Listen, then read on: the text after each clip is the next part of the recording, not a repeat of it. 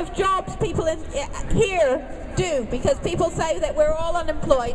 Many of us are, or many of us are employed but working at home caring for people, but quite a lot also have wage jobs, and if they knew that we had workers and accountants and nurses and so on, that would help.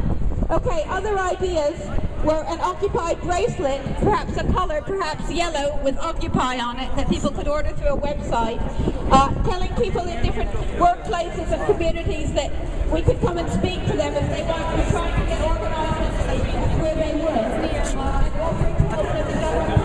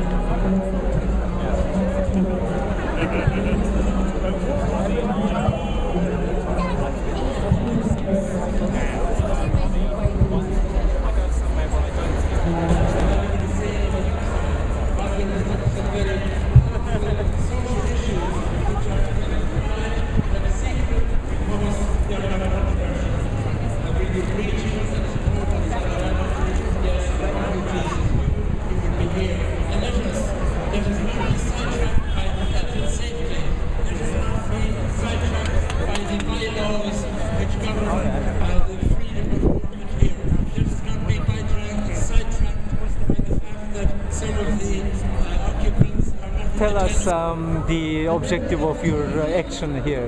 The objective of my what?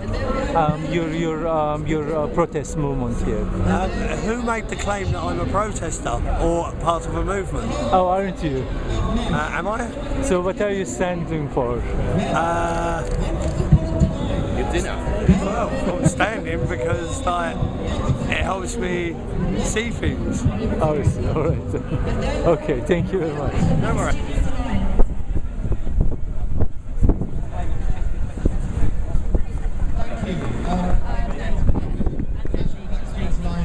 Gay, musician, vegetarian, anti-racist, and probably hated by the Daily Mail. The objective of this protest movement and why you are here.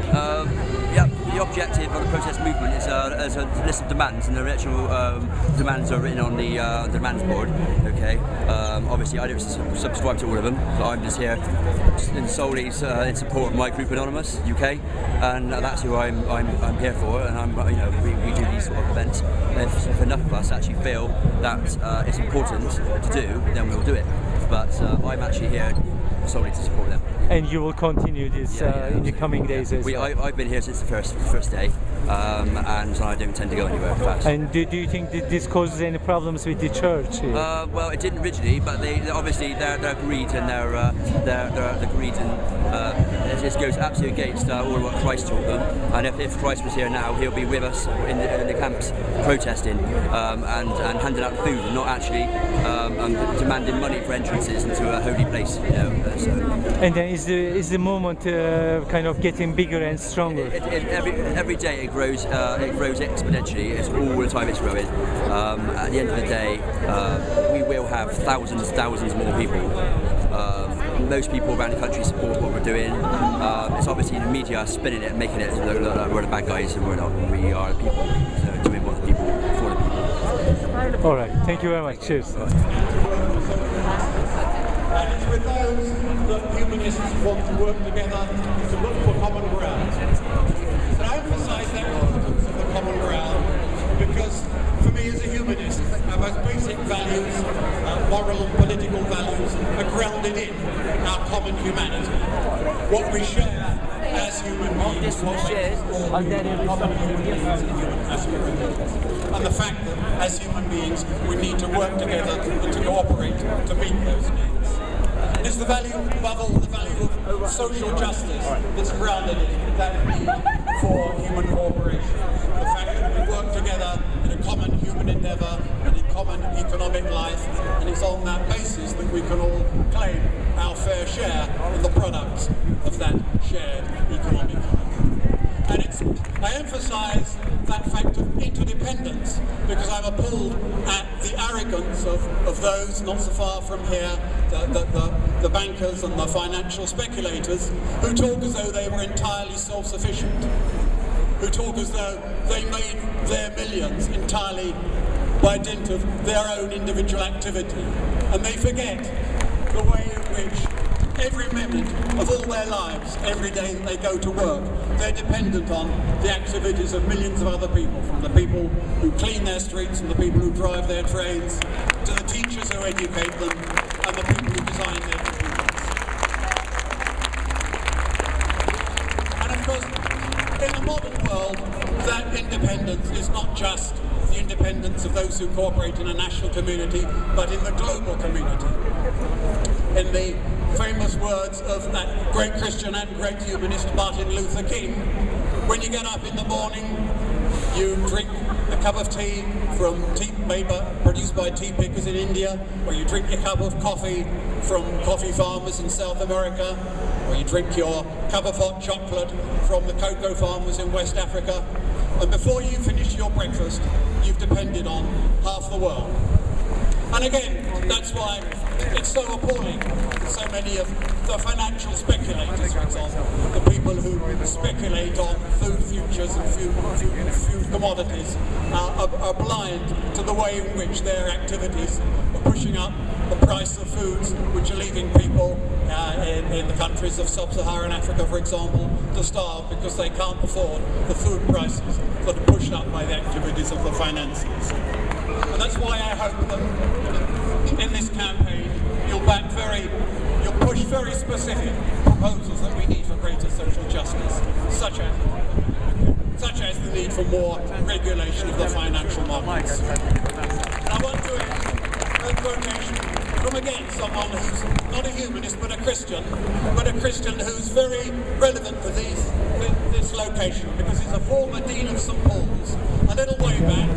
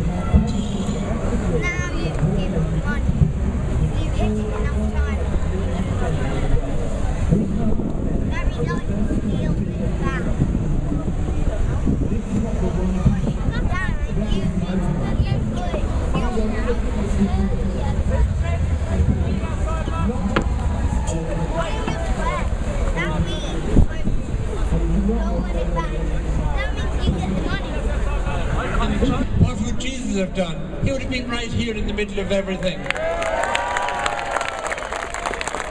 I have no doubt about that, because Jesus had his own problems. When he was speaking, a trap was set for him. Is it lawful to give tax to Caesar or not? And what are we asking here is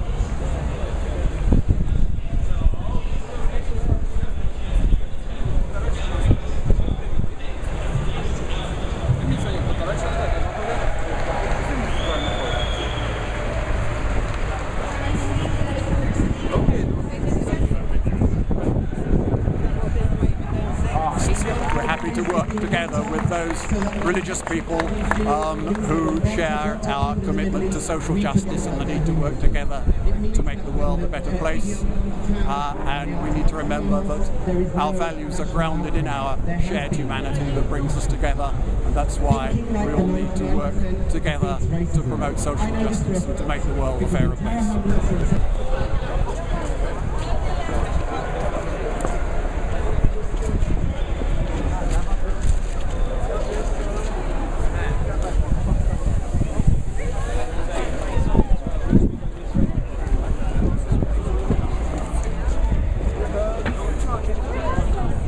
I don't know, yeah. Free hugs. Free hugs.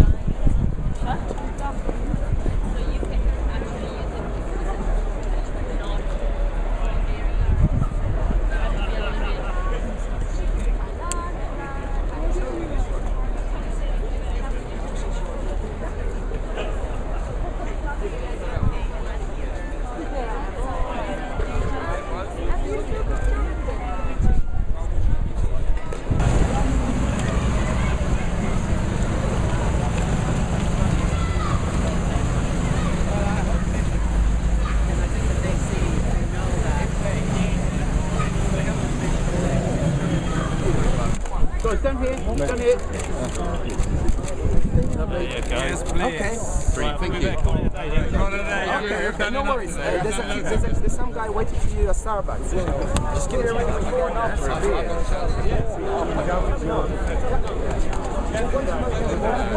beer.